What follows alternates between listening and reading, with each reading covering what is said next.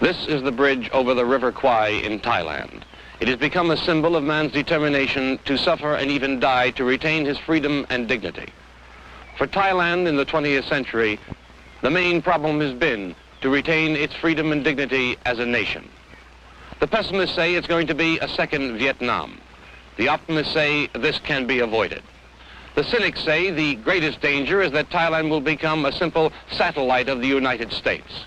The realists look at a map of Asia and know that Thailand is important. The American people ask the question, how important?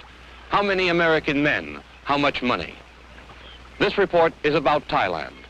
What are we doing here? Where are we going? This is Pom Tum, deep in northeast Thailand.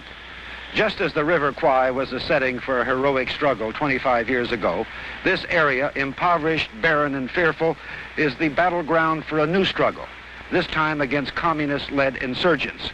The outcome of this battle will determine whether Thailand becomes another Vietnam and whether the American military commitment deepens tragically. Along with my colleague Lou Chaffee, we will examine this possibility during the next half hour. ABC Scope, the wide world of people and events. This week, the Vietnam War, Part 72, Thailand, Counterattack. ABC News correspondent John Scally will return with that story after this message in just 1 minute. Thailand has often been called two cities. One, the remote hinterland, and two, the bustling, brassy capital of Bangkok. And the city itself is actually two cities. Bangkok, the modern, combines the virtues and vices of any of the chief cities of the world and is called the new crossroads of the Orient. It is riding the crest of an unprecedented economic boom. A visiting World Bank mission surveyed Thailand's economy recently and was flabbergasted to learn that it's expanding at a rate of 10% a year, almost twice that of even the most prosperous Western countries. Plush air-conditioned hotels abound, and new shoebox-style office buildings dominate the skyline in a helter-skelter transformation of what was once a sedate oriental port.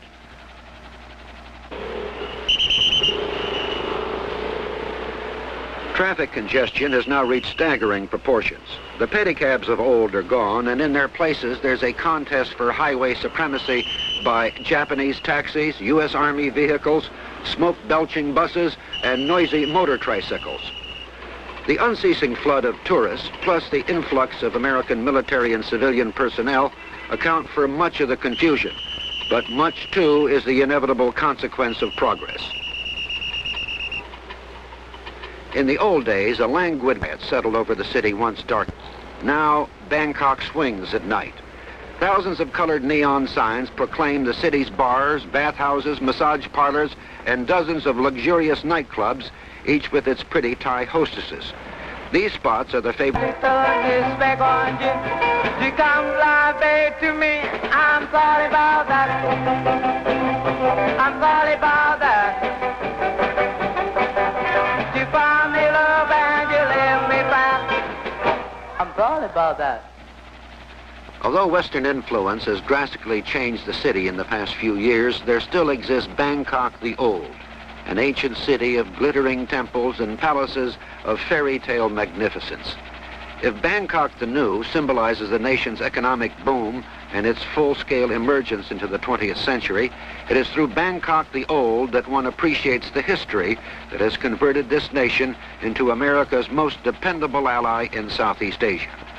Thailand is unique among the countries of this area in that it has never been a European colony. Consequently, it has no anti-colonial complex handicapping its attitude toward the West, because it's always been fiercely independent. If Thailand's traditional independence is one leg of its tripod of stability, a second leg is certainly the popularity of the king, a direct descendant of the Chakri dynasty, which has reigned since 1782. The present king, Bhumibol, who reigns with his beautiful queen Sirikit, is clearly a strong and unifying national symbol.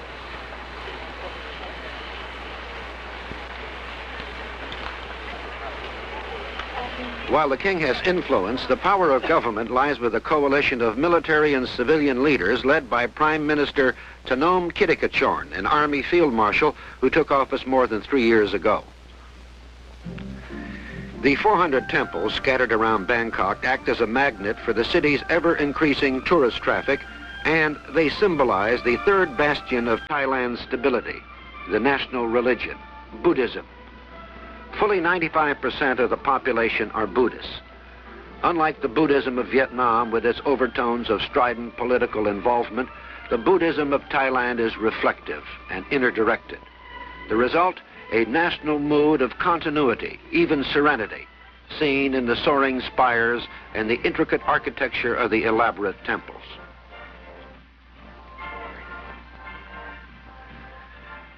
Bangkok was once called the Venice of the East because of the maze of klongs or canals which intersected the city and extended into the countryside. A big number now have been filled to make roads, but many of those remaining are jammed with boats of every size and description. A must on every tourist agenda is a visit to watch the early morning market boats on their way to Bangkok. Unlike much of Asia, Thailand is not overcrowded and could probably support 2 or 3 times the present population of 32 million. Combine this with a favorable climate and the fact that nearly 85% of the farmers own their own land, and it is not surprising that Thailand is rich by Asian standards and richer still in potential. A varied array of silks, foods, and spices can be purchased at the picturesque floating markets.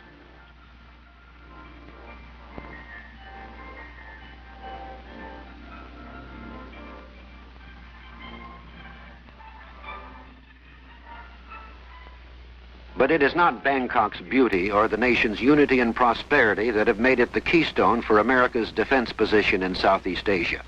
At this, the headquarters for the entire U.S. military presence in Thailand, American military leaders point out that Thailand and the United States see eye to eye in the need to stop communist expansion in Asia, and Thailand's geography and determination give it a crucial role.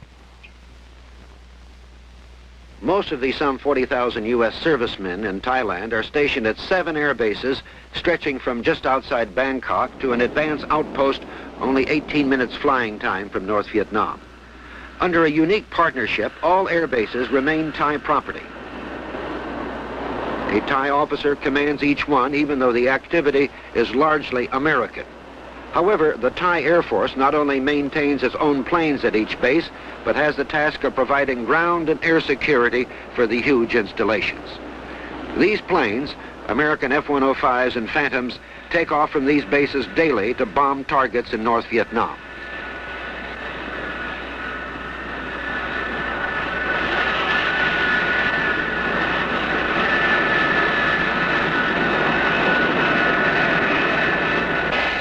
Although these U.S. planes are aimed at the enemy outside Thailand, both Washington and Bangkok are also watching a communist presence inside Thailand, festering in the 15 provinces of the Northeast. This area is the newest target of communist subversion. The implications of this threat were pointed out by Bangkok newspaper editor Kukrat Pramaj in an interview with correspondent Chofi. Well, the northeast of this country from the beginning was the most backward, and with the result that it became quite an open field for communist infiltration, due partly to its geographical position of being near to Laos and other countries where communism is widespread. And because it's the poorest part of the country, the government has been lately paying special attention to it. And a great deal has been done within the past 10 years to improve the lot of the people in the Northeast by modern communications, by building more highways, more roads, so that they could send their produce to the market, and by development right inside the villages, which were before far removed from any kind of civilization. Now they are improving rapidly.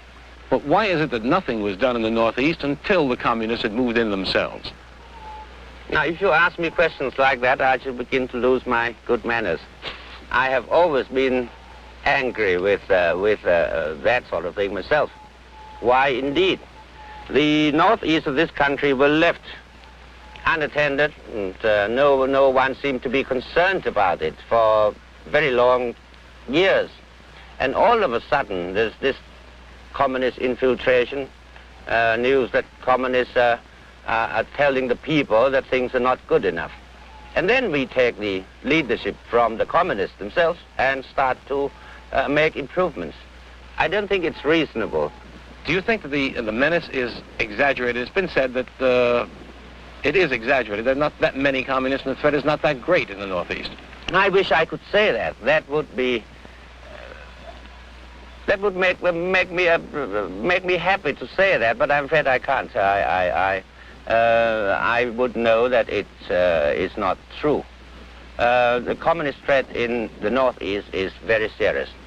In the beginning, they were not all that serious, but now they seem to have accelerated their activities, and the crimes committed by the communists in the Northeast are becoming more serious, more frightening in a way.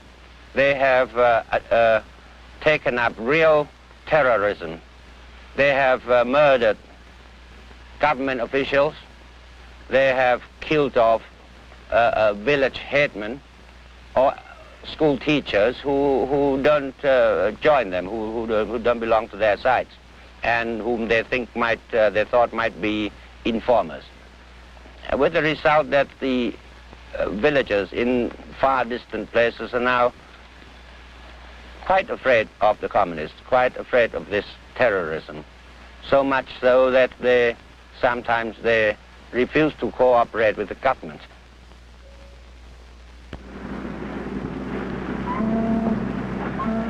This is Bangkok Harbor, one of the busiest ports in Asia.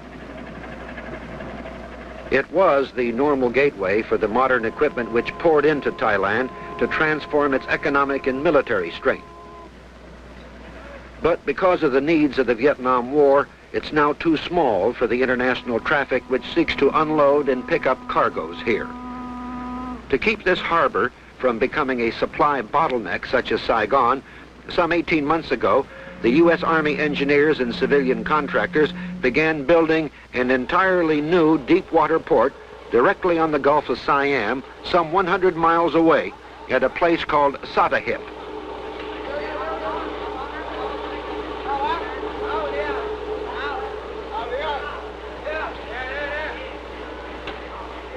Now the port of Bangkok handles mainly civilian cargoes. Military supplies are put ashore at Satahip, which is directly connected by a new network of highways to the new air bases.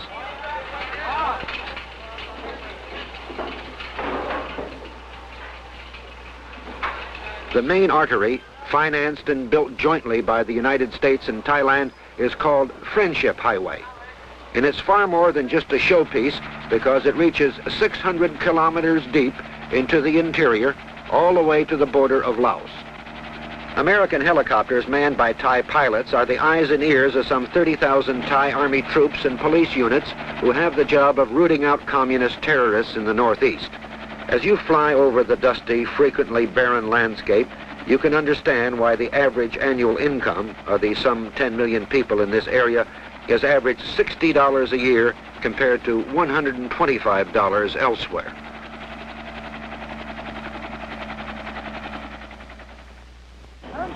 Dozens of Army units have now been scattered at special camps throughout the Northeast as part of a new campaign of stepped-up pressure against the terrorists during the current dry season. The offensive is being spearheaded by the tough, well-trained Thai Special Forces. But finding the enemy is no easy task. To begin with, the communists move in small bands, and there are no more than 1,500 in the Harcourt, plus several thousand sympathizers, mostly among the 35,000 North Vietnamese refugees in the border areas. Of late, the sudden sweeps of special force units such as this one have kept the communists on the run, giving the villages a security shield they've never had before. Frequently, Thai government forces penetrate deep into the mountains to locate an enemy base camp. Occasionally, there's a brief firefight, but the foe frequently manages to slip away because he knows he's outnumbered and outgunned. However, patrols such as this have managed to round up small stores of enemy weapons, usually small arms, as well as propaganda material, plus several hundred suspected communist terrorists. Some have confessed that they were trained in a North Vietnam special guerrilla warfare school just outside Hanoi. However, the Thai government, seeking to profit from the lessons of Vietnam, realizes that it's not the troops and guns that will decide the success or failure of the drive to stop communist terrorism in the northeast provinces. The targets must be not the communists, but the villages that the enemy hopes to subvert one by one until the entire region is aflame with rebellion. The primitive villages of the Northeast are a potential breeding ground for thousands of future communists unless the government acts to improve living conditions today. With economic help from the United States, the Thai government has launched a crash program of rural development. There is much to be done to convince the villagers that the government in far-off Bangkok cares about them. But a start has been made, and this year, as well as last, the Thais matched American aid dollar for dollar and provided all the personnel needed. 16 mobile development teams, each staffed by more than 100 persons, are now busy at work providing practical help for the villagers, particularly the youngsters.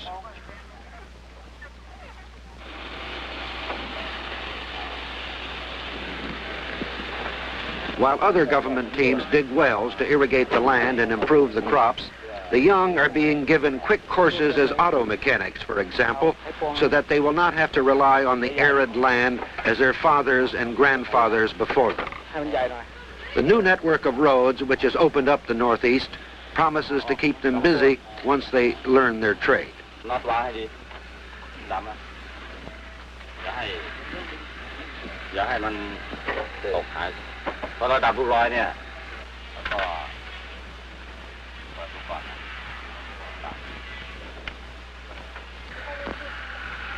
There's also a coordinated campaign to increase the output of handicraft and other homemade articles which can be sold at a profit not only to the tourists but to markets overseas where Thai goods are becoming increasingly popular.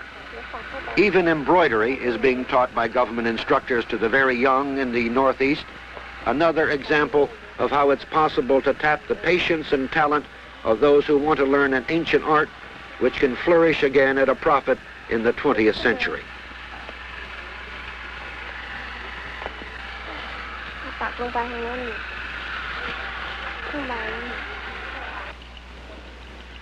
The overall program is called Accelerated Rural Development, and the Thais have allocated more than $100 million to it from their own funds in the past 2 years. But despite the name, results of necessity will be slow. Even the young men who can be taught to be barbers, it's felt, will be more resistant to the communist propaganda which seeks to convince them that the Bangkok government has sold out their country to the American imperialists and don't care whether they live in misery the rest of their lives. Many of the young men and women who run these programs are specially selected inhabitants of the Northeast who have been taken to Bangkok to be trained and return as instructors. New schools are the backbone of the government's approach. The accent for now of necessity is on the practical rather than the textbook. For example, learning how to string tobacco leaves which can be sold at a profit. What can assist now in the struggle for a better life gets priority, although eventually there are plans for a general education as well.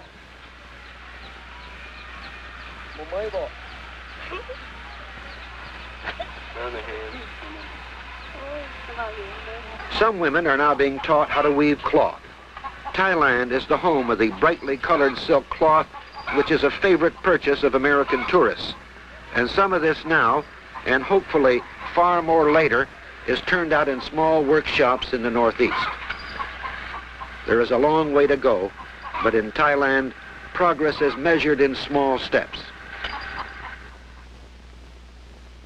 Before we left Thailand, correspondent Chaffee and I discussed the future with Foreign Minister Tanat Kuman in Bangkok.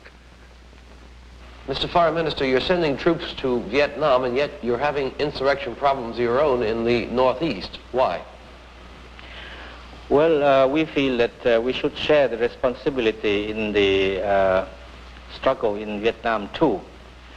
And perhaps it is because we feel, or we reach the conclusion, that the sooner the conflict in Vietnam is brought to an end, the better will be the situation in the northeast of Thailand. I mean by that if the war in South Vietnam could be ended soon, the communists would not have the facilities of indulging in subversive activities and insurgency attempts against northeast Thailand. I feel that the two situations have a close relationship, and we better go to the root of the problem rather than remain in the periphery of the problem. Well, do you feel that Thailand is going to be another Vietnam? It cannot be another Vietnam. As a matter of fact, if we are fighting the war in Vietnam, if we are joining with our friends and allies in fighting the war in Vietnam, it is with the hope that there will be no second Vietnam, no third Vietnam. As a matter of fact, no other Vietnam, meaning no more aggression in this part of the world. I think the military protection of the United States has brought peace and stability to Europe. Would you deny the same benefits to Asia? I hope the answer will be positive and not negative, because in the present world there are only two military umbrellas, the Soviet one and the American one. There are no other military umbrellas elsewhere. Therefore, since American military umbrella has brought peace and prosperity to Europe, I hope that it can extend the same benefits to Asia, for which you, the generous American nation, will earn gratitude from millions of people in this part of the world. John Scally will have a final word on Thailand counterattack after this message in just 1 minute. We began this report in northeast Thailand, and we close here in one of the villages in the same area. It's impossible to answer with accuracy and certainty the question, will Thailand become another Vietnam? But speaking as one reporter, I don't think so. I am more impressed by the differences than with the similarities between Thailand and Vietnam. In Thailand, the king acts as a powerful unifying force. 85% of the peasants own their own land, and over 90% of the people are Buddhists, and the monks stay out of politics. It's true that there has been an American military buildup of sorts, some 40,000 now, but 9,000 of these are engineering and construction troops that are building roads, highways, installations, and even a deep port.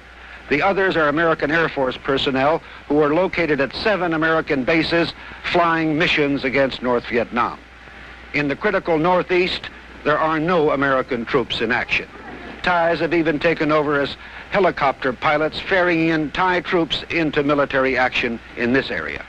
Even more important, any objective visitor would have to conclude that the Thais are making encouraging progress in satisfying the yearnings of the villagers for a better way of life. Progress which comes at the point of a gun is always uneven, sometimes an illusion. But the progress that is visible here, I believe, is a sign that the Thais are on their way to solving their problem without the need for direct American military help. This is John Scally, ABC in Pontum, Thailand. This has been ABC Scope, the Vietnam War, Part 72, Thailand, Counterattack.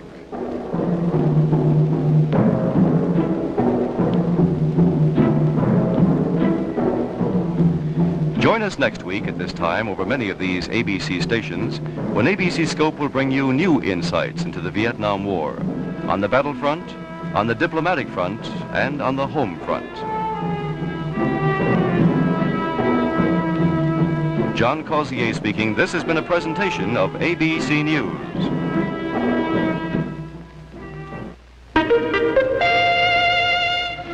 Step right up as ABC presents Carousel, starring Robert Goulet, Pernell Roberts, Marlon Mason, and introducing Mary Grover.